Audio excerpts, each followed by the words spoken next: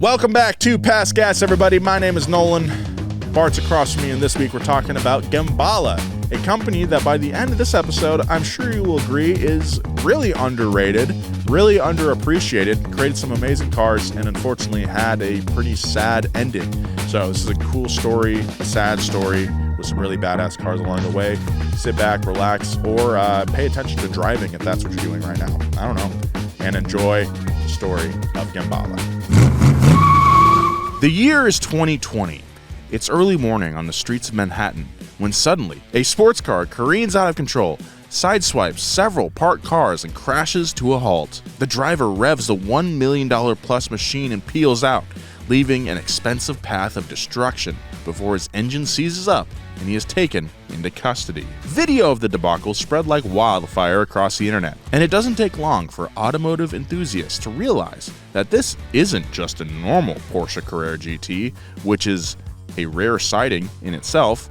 In fact, the car is arguably one of the rarest on the planet, the Porsche Gemballa Mirage GT, a $780,000 masterpiece of engineering. But despite the waves it made, somehow the carnage of this event fits in perfectly with the Gemballa timeline. Just one more controversial blip for a company who redefined what customization and excess can mean in a road car. So, how did a small tuning workshop in Germany become a globally recognized brand? How has Gemballa continued its legacy of stunning aftermarket design today? And what led to the mysterious disappearance of their founder? Buckle up for a ride into a world of opulent luxury, monumental success, and salacious tragedy. Today on Past Gas, it's Gemballa.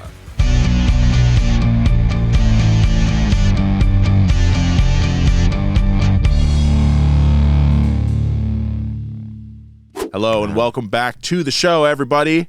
It feels like it's been a long time, but for you, for us, temporally, it has been. But for the listener, it has not. Yeah. My name is Nolan Sykes. Joining me across the desk, very wobbly desk, Bart Bidlingmeyer. Hi, good to be here. Dude, Thanks for having me. Like, it's been over a month. So Joe and I were doing a few without you. That's right. Because you were driving across the country. Yeah. And I still have to. You have more to come. I think by the time the listener hears this, we will have been done with the whole project, I think. But yeah, it's been like a month since I've seen you. So I think it's been more than that because it's been like 3 weeks since I shot, and you hadn't been here for a few weeks before that. Right. Okay. So. Yeah. Dang. Yeah. I was on jury. I'm good. I was on jury. Those 3 weeks, I was on jury duty. Oh, can you discuss the case? Yeah, it's over. So I can say anything I want about it. Yeah. But it, you get your summons, and you're like, jury duty, and then you go in, and you'll be like, all right, usually it's a big room and half of you get dismissed. Yeah, I was like juror 76, so I was like, down the line, I'm not going to. Better than juror number 2, huh? Well, I'll tell you what, jury selection took a long time. Yeah. And like you get in there, you sit down, and you're like, all right, like what, murder one. Oh. Yeah, murder one in Compton. Ears, you perk up a little bit. Well, I'm kind of like, we're gonna be here. Yeah. Yeah. And then I was, after all was said and done, I was alternate 3. Oh, so you're just like. And then alternate 2 had to take a seat. Mm-hmm. I was there for the whole thing. So you were an alternate. You had to sit in and listen to all the details. I don't get to deliberate. During deliberation, the alternates can't even talk to each other about the case. Wow. So the whole thing went by, and I got to tell you, I think 12 people got it wrong. Really? Yeah. There was so much evidence that didn't make sense that I'll talk to you later about. Dude, I'm sorry, everybody. This is going to be my next podcast. I was gonna say it's a great premise for a podcast. We'll be right back after these messages. This podcast is sponsored by Indeed. Spend more time interviewing candidates who check all your boxes. Less stress, less time, more results now with Indeed sponsored jobs. And listeners of this show will get a $75 sponsored job credit to help get your job the premium status it deserves at Indeed.com/PassGas. Just go to Indeed.com/PassGas right now and support our show by saying you heard about Indeed on this podcast. Indeed.com/PassGas. Terms and conditions apply. Hiring? Do it the right way with Indeed. Now back to the show. I don't know how much of that we'll use in this episode. It is pertinent because the story of Gemballa also has a heavy crime element to it that we'll get to. So here we go. Let's talk Gemballa. Uwe Gemballa was born in 1955 near Stuttgart, Germany. Coincidentally, Stuttgart is also the birthplace of the Porsche Automotive Group, which seems fitting for how Uwe and the legendary car manufacturer were destined for a future together. Of course, we've talked about Porsche a lot on the show recently. Roof. And Roof. Yes. Details about Uwe's childhood remain sparse, but in one of his rare interviews later in life, Uwe said that his early passion was motorcycles. While still in school during the 1970s, he spent weekends racing bikes, but his interests soon shifted to four-wheeled machines fueled by a fascination with the Porsche 911. The I started in motorcycles is almost a trope now, right? Like there's been so many like pioneers of tuning, motorsports, everything. I started even like all of the drivers, and which is because when you're a kid you aren't driving a car, you're riding bikes. Like so many drivers come from two-wheeled motorsport. Anyways, Uwe purchased his first 911 when he was in college. Man, that must be nice. And found pleasure in reworking his car's interior. Man, I wanted so badly just to buy an NB Miata, and it's like $3,000 for one of those what's at the time. so funny though is to that point, if you're in college listening to this and you're thinking of getting a car, do it now. Because when he got his Porsche, it's like a little better than the Beetle. You know what I mean? Right.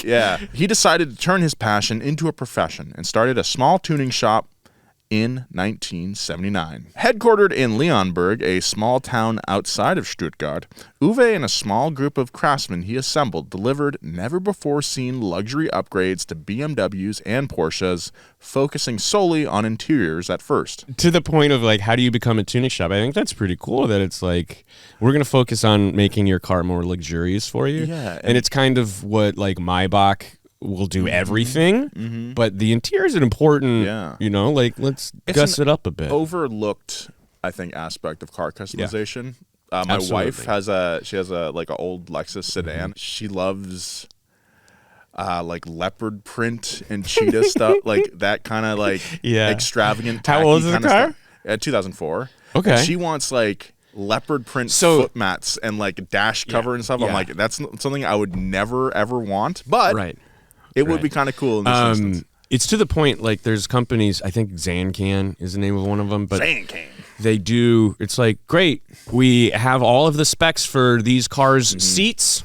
Tell us what you want, and we'll make you those seats. And it's not even like the seat cover crap. They're like, nah, we'll rip the old shit off and put on a legit. I love that. Full, anyways. So I should look into that. Yeah, for her birthday. When's her birthday? Next April. Leopard print, baby. Leopard print. That would be kind of sick. You know what you can do? Tell her you got into an accident. Okay. Ask him how much. Tell her you got in an accident. We'll do. You can call it. We can do a video for Donut. We'll call it underhauling. And then deliver the car with all leopard inside. Hell yeah. And then she'd be like, "I was joking." You think I'm into that? Okay, so as demand for his services began to grow, Uwe saw greater potential. He decided to go beyond tailoring interiors and begin creating complete body and performance overhauls, and officially founded Gemballa in 1981. Hell yeah, here we go. In the late 70s, Porsche engineers realized that the round headlights on their 935 race car were bad for aerodynamics. So they designed the now iconic slant-nose 935, which immediately reduced wind drag and resulted in wins at Le Mans and other elite European races. Gemballa loved the slant-nose 935 so much that he decided to adapt it to the 930 Turbo road car. But this was just the beginning. Uwe would go on to add gorgeous custom fenders, spoiler options, and unique paint colors, which resulted in singular creations that began to gain attention around Stuttgart. Porsche has so many people who fall in love with it. I'm trying to think of another company who has as many like an aftermarket kind of tuner body company that is completely made around that car. because people are like, I love this so much, I'm going to put it on other things. Yes. Maybe the Dodge Magnum. Okay. No, I'm just kidding. But I did see a Dodge Magnum with a Chrysler 500 front, and I was like, that's good. I wish they made a Chrysler wagon. Yeah, that's a good question. But there's like Corvettes, and there's there's Chevy shops, and but I don't think it's the same as like this instance of, oh, you did this new design thing. I'm gonna take your new design thing and put it on these other cars that are also kind of like your cars. Yeah. You know what I mean? Yeah, I hear you. Despite the body kits, the interiors Gemballa produced were just as jaw-dropping. They pioneered technology such as LED instrument panels and remote control audio systems embedded in the steering wheel while customizing upholstery with the finest fabrics available. So they were very far ahead of the curve. This is still the early 80s. And that's pretty cool. I'd like a nice houndstooth. Oh, yeah. Yeah, me too. Some automotive purists scoffed at the idea of an aftermarket tuner who worked more like an artist than a mechanic, but only a few years into the 80s, there was no denying that Gemballa had become a symbol of status and cutting-edge automotive technology. And here's some clarification. While other tuners in Germany like Roof and Alpina received manufacturer status and were able to release cars with their own VIN numbers, Gemballa never achieved this status. Gemballa cars still have the original Porsche VIN, but Gemballa includes paperwork that details their modifications. Word of Gemballa's 911 creation spread quickly, and it wasn't long before royal families, oil tycoons, celebrities, and other uber-wealthy car collectors from around the world began calling in requests for Uwe's one-of-a-kind machines. However, despite the demand, Uwe decided to venture into the great unknown by releasing his most iconic Porsche build yet. In 1984, Gemballa created its first and easily one of its most recognizable models, the Avalanche. Oh, that's an interesting little guy. Yeah, it's like a Ferrari Porsche. Yes, it's got the Testarossa side strakes, for sure. Up until this point, Gemballa focused mainly on aesthetics, like interior design and aero kits. This time would be different, however. The beating heart of the Avalanche was a heavily modified turbo flat 6 engine, which generated up to 400 horsepower, which was a stunning number for the 1980s. I don't care if your mom's still Explorer. A pretty sick number, especially in a Porsche. It's the perfect horsepower for a car of a certain size. Yeah. 400's all you need, really. With a top speed of over 180 and the ability to go 0 to 60 in less than 5 seconds, the Avalanche was blazing fast. We'd probably go faster today with modern tires, too. We got to keep that in mind when discussing vintage 0 to 60 times. Tires was a big part of that. Because I went to the car meet at Helms Bakery, and there was a, early 80s Porsche with original tires. Oh, wow. Yeah, and I was like, ugh. Yeah. But Matt Farrer was there. He's like, hold on, man, I'm just going to go over and tell this guys about vintage tires. Like, don't use them. Yeah. You should not have driven that here. That is scary, yeah. Yeah. I mean, one, at the very least, you're going to inconvenience yourself. They're 40 years old. Yeah. Or you're going to spin out and kill yourself and destroy your car. The Avalanche was blazing fast, but thanks to upgraded suspension and braking, handling was also on par with or exceeded many of its contemporaries. And that's saying something. All of Gemballa's competitors were tuning houses that had been around for decades and or OEMs. They're punching above their weight class here. Also, the 911, great. I mean, I think a reason a lot of these tuning companies were gravitated towards them is it was a really great foundation anyway. You didn't have to buy the super top of the line one. To say it's a great platform is an understatement. Yeah, but we covered that in our Porsche series, where it's just the engineering was top notch, and just the design lent itself to really great handling in the first place. It didn't need to have the top of the line suspension. It was just the way they put the car together meant it was going to be great, regardless.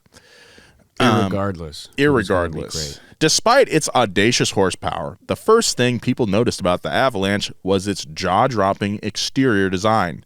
The 935-inspired slant nose, integrated front and rear bumpers, pop-up headlights, flared wheel arches, and a massive spoiler added both eye-catching style and world-class function. And as Bart mentioned, it had the Testarossa side intakes. Gemballa also made sure the paint on the Avalanche stood out, often finishing models with bold metallic colors paired with low-profile tires and custom wheels. The fact that you're doing this to a Porsche and it comes out that, like, it really does look good. It's sick. You know what I mean? Yeah. And I think that shouldn't be understated how difficult to make it look cohesive, evoking a Porsche, looking like its own car, and also it is so 1984. It's very, you know what I mean? Like it is just I was gonna say it definitely evokes Porsche, but also like I could see someone looking at this and absolutely hating it. Yep. Because it's Porsche enough, but it's also its own thing. What did you do? Yeah, but I look at it and I'm like, that the spoiler on it and is look at it,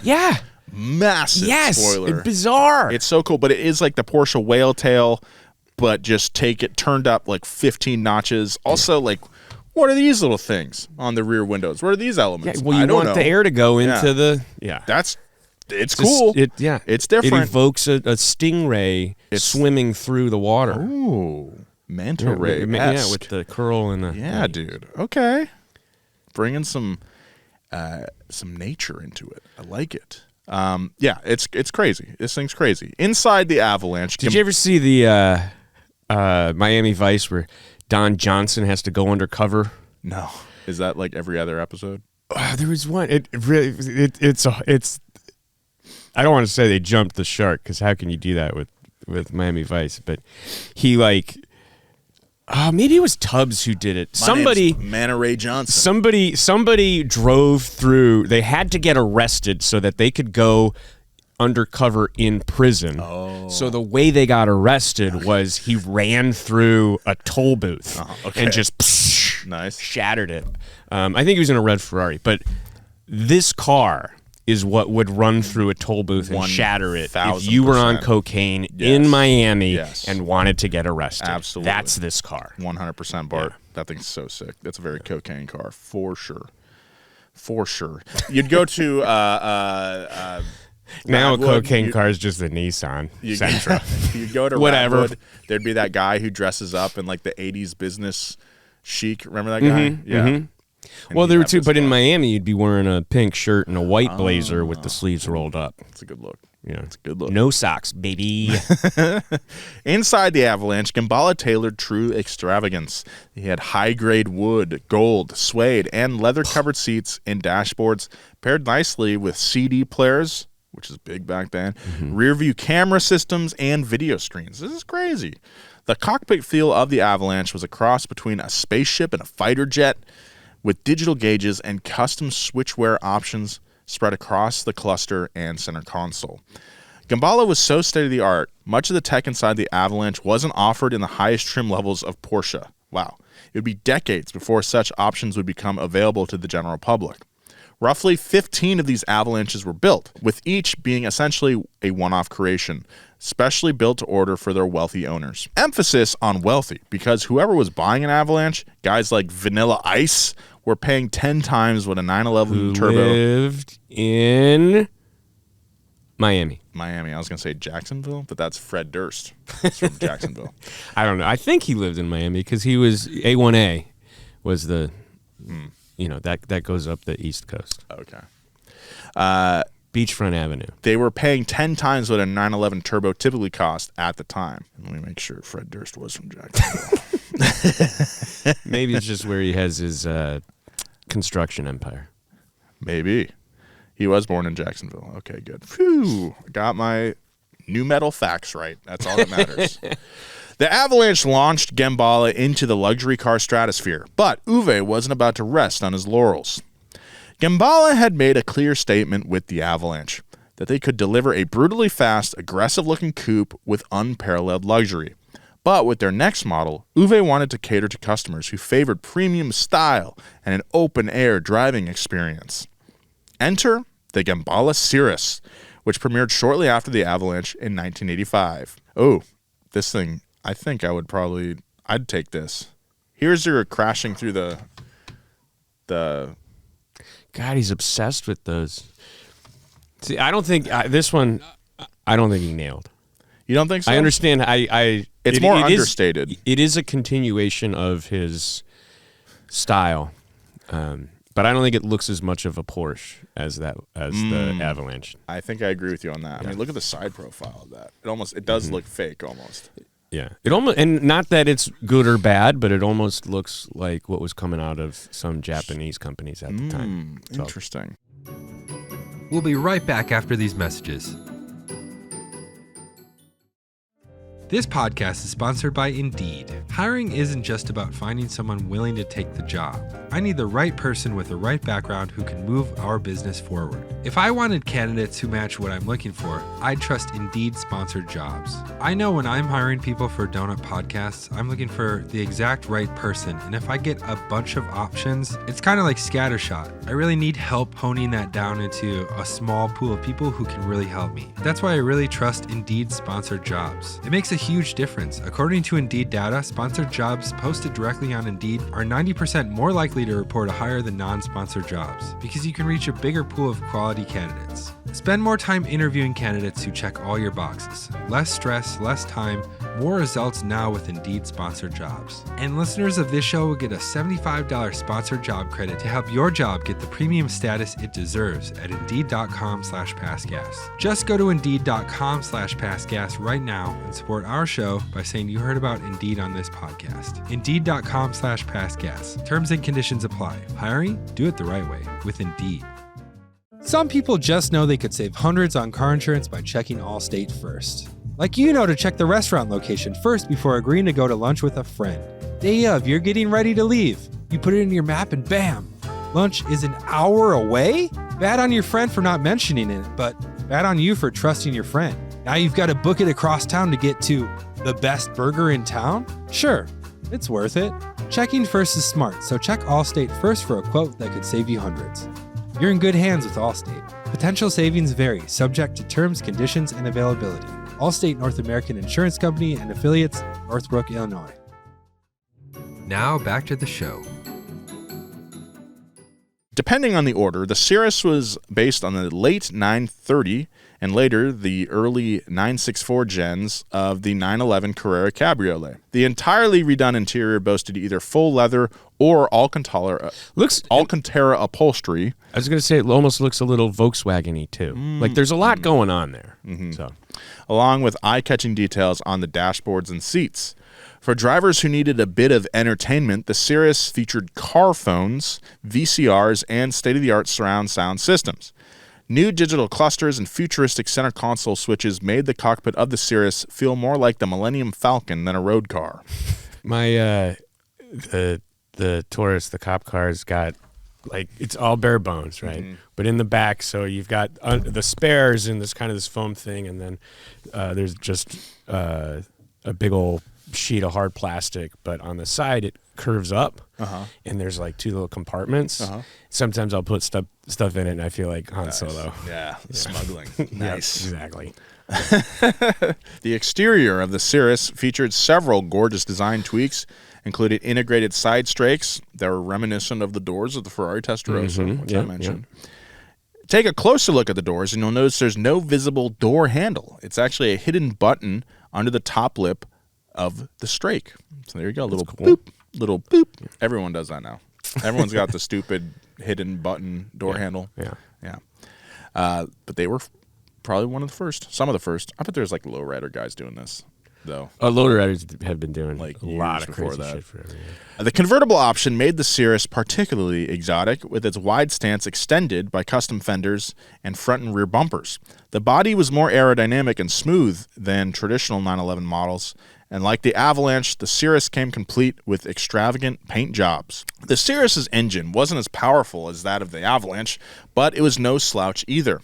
With a naturally aspirated 3.2-liter roof-tuned flat six that had 228 horsepower. Cool. Yeah, and a top speed of 160 miles an hour, the Cyrrus could still hang with many of its peers.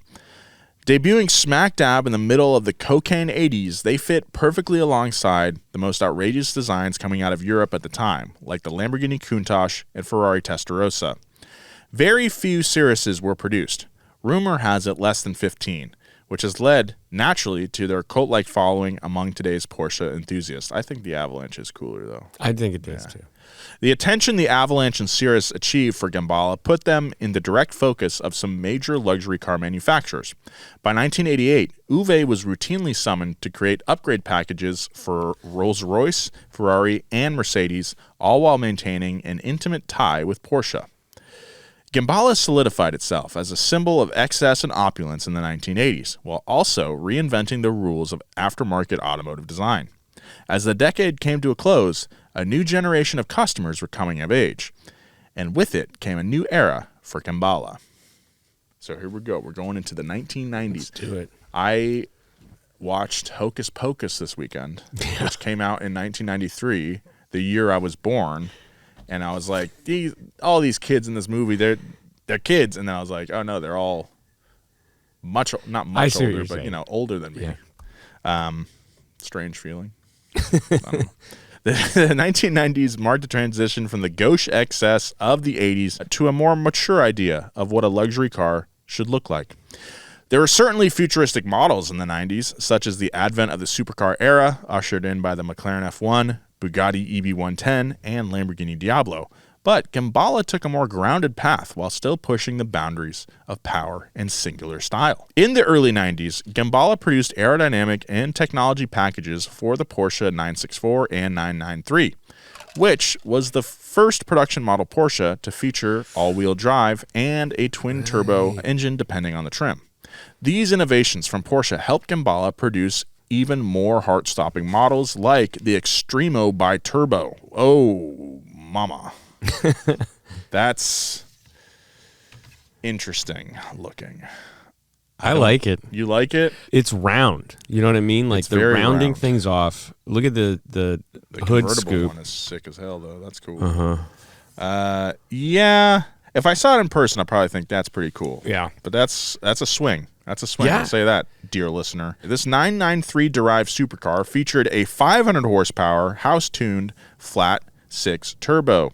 They produced it as a promotional vehicle for luxury tire maker Fulda. And it's all-wheel drive. In 1997. That's right. At one stop of Fulda's tour of the $1.2 million Extremo, Sheikh Abdul Mohsen tried to purchase the vehicle, but the company declined. Sheikh Abdul Mohsen wanted the car so badly that he hired Gemballa to make him one of his own.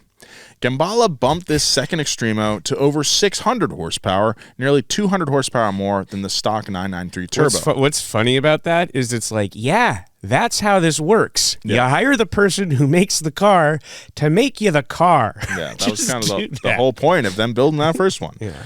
And they finished the car in sunshine yellow. But as time went on, the Sheikh clearly lost interest because the car was found and abandoned, covered in dust and debris outside a residence in Dubai in January of this year. When he wasn't... It is crazy in Dubai how many yeah. exotic million-plus dollar cars you'll see just gathering dust. We did a video about it a few years ago, and a big part of that is that a lot of... They don't have any oil. No, yeah, they just run out. They run. They can't do the oil changes anymore. No, there's a lot of either expats or people who work in the country in Dubai. They make a ton of money, they'll buy a cool car, and then lose their job or something happens, they'll leave the country and then they'll just abandon the car. Yeah. And that's how that happens. When he wasn't making one-of-a-kind supercars for Middle East royals, Gemballa spent the later part of the 90s learning guitar. No. Creating specialized technology and aerodynamic packages for the Porsche 996, as well as upgrades for the newly introduced Boxster. Despite the Boxster being on the lower end of the Porsche totem pole, Gemballa created some truly gorgeous versions of this modest entry-level car, particularly in the early 2000s with twin-turbo engines in the Boxster S, which sounds absolutely terrifying. Yeah. The 90s may have been Gemballa's peak era, but in the face of new competition from aftermarket tuners like Roof and Tech Art, as well as various global economic swings, they still maintained a distinct vision entering the new millennium. Can you pull up a version of... Yeah. Oh, yeah, brother. Dude, that's sick. Yeah. That's super cool. That is really cool. Oh. And the nose works. Yes. You know what I mean? So, There's a lot. It's like a mini Carrera GT. Uh-huh. You know? Yeah. That's cool. Yeah. That's really sick. Oh, I love that. Good for them. Dude, Good for them. Bless their heart. Rolled up in Bless their heart. Yeah. If someone rolled up in that to like I don't know, whatever, an event. There's elements of Bugatti in it. Like there's so much going on that somehow works. That feels good. I love that. In the early 2000s, Porsche introduced a number of exciting new models. New versions of the 911 and a surge of interest in luxury SUVs gave Gemballa exciting opportunities to create completely new works of art. In 2001, Gemballa unveiled the new GTR 600, which was based on the 996 Turbo. One of the most innovative tweaks on the GTR 600 was its butterfly hinge doors. The next year, Gemballa debuted the 996 GT3-based 600R, which set a street-legal vehicle lap record at the Nürburgring Nordschleife with a blistering time of 7 minutes 32.5 seconds, nearly 30 seconds faster than a stock Carrera. The GTR 600 also went on to claim a GT-class trophy at the Hockenheimring. Nice. I wonder what happens internally at a company like Porsche when this happens. If they're like, good for them, or they're like, guys. Yeah. What are we doing? If I was a project manager, I'd be like, you can't let these little guys upstage us. We're the big dog. We'll be right back after these messages. Thanks to our sponsor, Hankook, the official tire sponsor of Donut. Hankook's Dynapro off-road tires offer great traction through terrains without compromising on-road comfort. They're great on a wide range of vehicles, from SUVs to light trucks to the Ranger. When we were out in Baja, we lost our spares and ended up running the same set of tires for the entire 2-day race. We're actually still running the same back ones right now. They've got an aggressive design that not only looks great, but it also protects you from punctures and gives you grip in sand, gravel, mud, you name it. And they last a long time. Thanks to Hankook's durable compound, you can get a lot of trail or road under your tires. And I can hear all you city people at home, I don't go off-road, I like asphalt. Hankook's got you covered too with their Ventus brand of tires, which are optimized for high-speed driving and stability on your beloved roads. With Hankook's extensive product family, you're sure to find something to suit your needs. Get your tire journey started at hankooktire.com and see just how far these wheels can take you. That's HANKOOK, hankooktire.com. Now back to the show. Following Porsche's launch of their first ever SUV, the Cayenne, Gemballa premiered the Aero 3 package in 2003. The modified twin-turbo engine made a whopping 750 horses, good lord, which is more power than a 2025 Porsche Cayenne e-hybrid turbo, by the way. Gemballa also spared no expense in the interior, which featured integrated multimedia headrests, meaning TVs in the back of the headrest, and custom leather rear sports seats. Nice. 2005 brought about one of the fastest Gemballa cars ever, the GTR 650 Avalanche. This new version of the iconic Avalanche was a 997 Carrera S-based beast that had 650 horses and can go 210 miles an hour. Good lord. And while the new look Avalanche, GTRs, and Aero 3s were certainly beautiful machines, no Gemballa creation of the 2000s made more of a statement than the Gemballa Mirage GT. Introduced in 2005, the Mirage GT took everything the stock Carrera GT offered and pushed it to the ultimate performance and visual limit.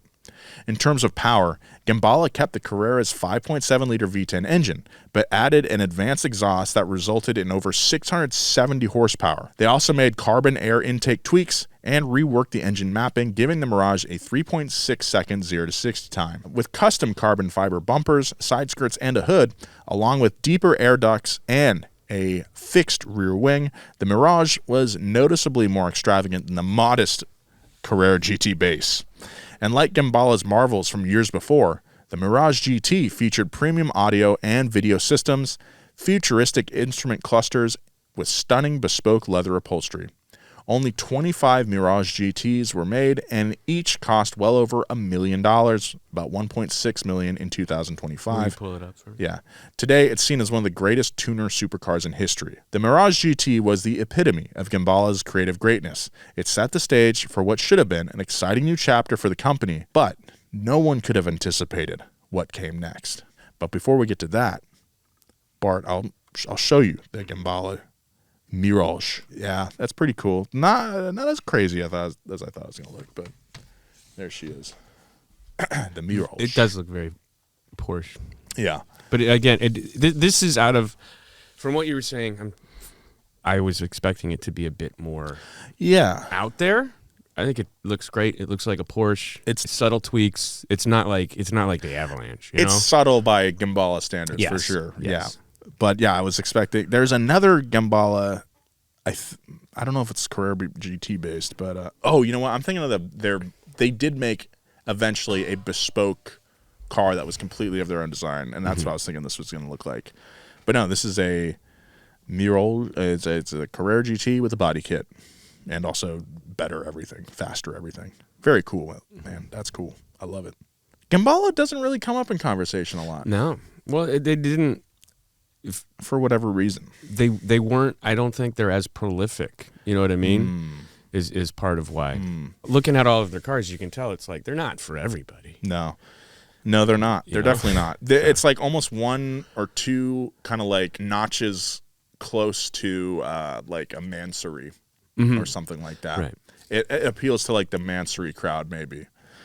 Which, if you don't know, Mansory, very controversial like body kit manufacturer. They quote unquote ruin a lot of cars, but you know their clientele is just very rich people, and I think Gemballa is the same way. A lot of wealthy people buying these cars, definitely not purists, quote unquote, buying these. I think this is another interesting though of note. I think is that we're telling the story because there's so little that is known about what's going on within and around this company. I think intentionally, like the story of the company is being told by their product, which is cool. It's been written that man writes his history in 3 books: the book of words, the book of deeds, and the book of art. Wow. And out of all of these, the book of art is probably the most true. But anyways, we're getting this man's story through the art of the car. So. The global financial crisis of 2009 rocked the luxury auto market, and Uwe found himself anxiously looking for new investors. It's no secret that Uwe operated in an industry where big egos and even bigger sums of money often came as a package deal. Gemballa's ability to personally work for some of the wealthiest people on Earth was a boon for business, but it also came with the risk of potentially offending one of his investors or clients and facing some backlash. In February of 2010, 55-year-old Uwe went to South Africa to meet with a potential investor named Jerome Sapphire. However, shortly after touching down at OR Tambo Airport and getting into a Volkswagen Golf, Uwe disappeared. After 3 days of anxiety and dread, Uwe's wife, Christiane, back in Germany, received a call from a mysterious man who demanded a ransom of 1 million euros for Gemballa's release. Uwe was put on the phone and spoke with Christiane, and they said they would call back and instruct her where to deposit the money. Unfortunately, though, that call would never come. In fact, it would take 8 months before Uwe's body was finally discovered in a black plastic bag in a shallow grave near Attridgeville, South Africa. Investigators charged multiple men in connection with Uwe's murder and kidnapping, including Jerome Sapphire, who was the man behind the Jerome Sapphire alias. Sapphire and his accomplices admitted to killing So this is a guy who didn't exist, who lured him to South Africa under an alias. Yeah. Goodness. Sapphire and his accomplices admitted to killing Uwe under the order of a high-level Czechoslovakian criminal named Radovan Krejcir, who had allegedly made a deal with Gemballa to smuggle cash inside Gemballa cars bound for South Africa. According to Juan Meyer, one of the other men arrested with Sapphire, Gemballa shipped a Porsche Cayenne to South Africa shortly before his doomed trip. The Cayenne was supposed to have 1 million euros hidden inside, but when it arrived, the money was nowhere to be found, and Krejcir was furious. Again, this is a criminal suspect telling the story, so take it with a big grain of salt. But if it were true, it would seem logical for Uwe to want to patch things up in person, but when he arrived in South Africa, he found that Krejcir was in no mood to bargain. Despite the finger-pointing, Krejcir had placed himself far enough away from Uwe's kidnapping that he escaped formal charges. However, only a few years later, he was sentenced to 35 years in a South African prison for the attempted murder and kidnapping of a different man. The events surrounding Uwe Gemballa's death are nearly as enigmatic as the man's life itself. Despite being the name behind one of the most exclusive, well-connected luxury brands in the world, Uwe was relentlessly avoidant of the press. To this day, much of his personal life remains a mystery. It's nearly impossible to find information about his parents, how he got the money to start his company, or how he managed to fly under the radar for so many years. Despite the lingering questions, there was one certainty. After their leader's passing, Gemballa was on the brink of collapse. Dude, that's tragic. Yeah, it's crazy. It was not a great time for the economy. I could see him needing to find other avenues of revenue and just making a bad decision like that. Getting in bed with some bad people. Certainly plausible. Yeah. Dang, dude, that sucks. Wow. Shortly after Uwe Gemballa's death, the company declared bankruptcy and production was halted. Fortunately, German businessman Stefan Korbach stepped in with his partner Andreas Schwartz and bought the remaining assets. Relaunched as Gemballa GmbH in 2011, the new executives immediately set out to restore the company's reputation. Schwartz, an automotive engineer himself, wasted no time by debuting two all-new Gemballa models in 2011, the Tornado and the Mistrale, both of which featured lightweight carbon fiber paneling. Quote, modern cars are larger and heavier despite high-tech materials, said Schwartz in an interview with MotorTrend. A power increase is good, but the ultimate solution is more power and less weight. My concept for our Panamera-based Mistrale and Cayenne-based Tornado was to replace most of the body panels with carbon fiber parts, incorporating wider arches and functional styling motifs. In 2012, Korbach announced that Gemballa GmbH was officially partnering with McLaren to help develop a package for the McLaren MP4-12C and 12C Spider. Remember those things? While Gemballa didn't touch the McLaren 600 horsepower V8 twin-turbo engine, they made up for it with distinctive body additions like side skirts and a rear wing, along with aggressive 20-inch and 21-inch wheels. Neat. May I see it? Yeah, sure. It's an understated design, I think. It's all right. And it does. It looks a little McLaren. Looks a little Porsche. Yeah, I think it's certainly, I think it Uwe, doesn't have the character. It doesn't of have Uwe's, that Uwe touch, man. Yeah. Yeah. You know what? It looks like a Grand Theft Auto car. Yeah, it does. Where it's like, that's a car. Yeah. The mid-2010s saw Gemballa release a fresh iteration of the Cayenne-inspired Aero package, as well as a 918 Spider-based new-gen Mirage. In 2019, Gemballa released the 991-based GTR 8XX Evo R bi-turbo. Is that enough superlatives for you? With a modified 3.8-liter engine capable of 818 horsepower and a top speed of over 230 miles per hour. Good Lord. An aerodynamic marvel, the GTR 8XX featured a Bi-turbo Evo R. Featured carbon fiber bodywork that enhanced speed through function and extraordinary lightweight materials, apparently according to Gemballa. Let's look this thing up. Again, it's playing it a little safe, methinks. Yeah, I agree. I think it's a Porsche with a funky wing. Right? Yeah. I mean, I like the hood. It's not to say it's not a remarkable... No, it's really cool looking. Yeah. But it just doesn't have that stank, Yeah. It doesn't have the stank on it. So, with the help of Korbach and Schwartz, Gemballa had successfully avoided disaster in the 2010s and was able to maintain their reputation as a premier aftermarket tuner. However, as the decade came to a close, word began to spread that a new Gemballa company was about to begin. Ooh. As Korbach and Schwartz continued to steer Gemballa GmbH into the 2020s, Uwe's son, Mark Philippe, started his own tuning company. Mark Philippe Gemballa GmbH launched in 2020, with Mark's goal to maintain his family's legacy of singular automotive aftermarket design. However, Mark said that his objectives differed slightly from his father's. Quote, I don't feel the desire to do what my father did, to set the top speed records, to challenge the world in that way. This is different. It's the future, something new. Yes, it is by a Gemballa. I am a Gemballa, but not the way it was.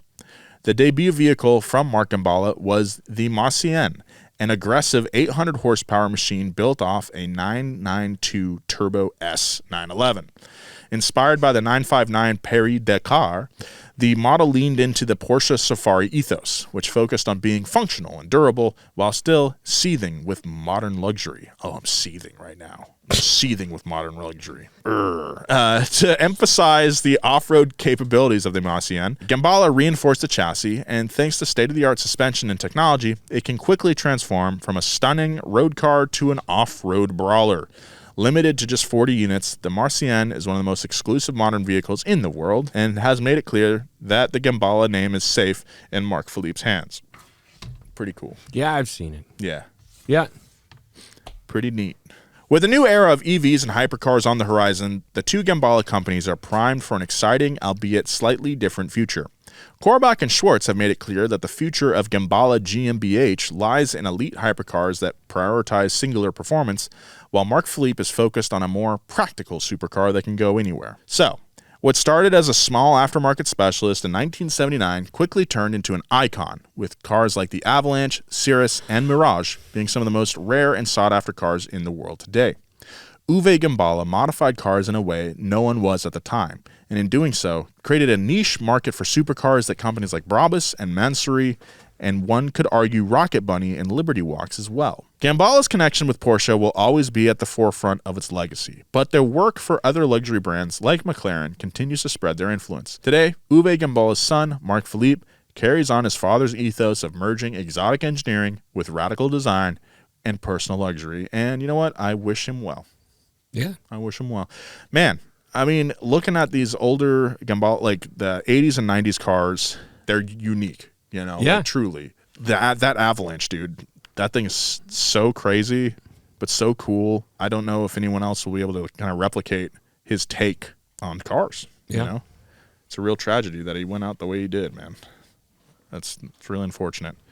Wow. Again, I think really underrated company. I think these cars are kind of not represented in the conversation as often as they should be. And I would love to see one of these.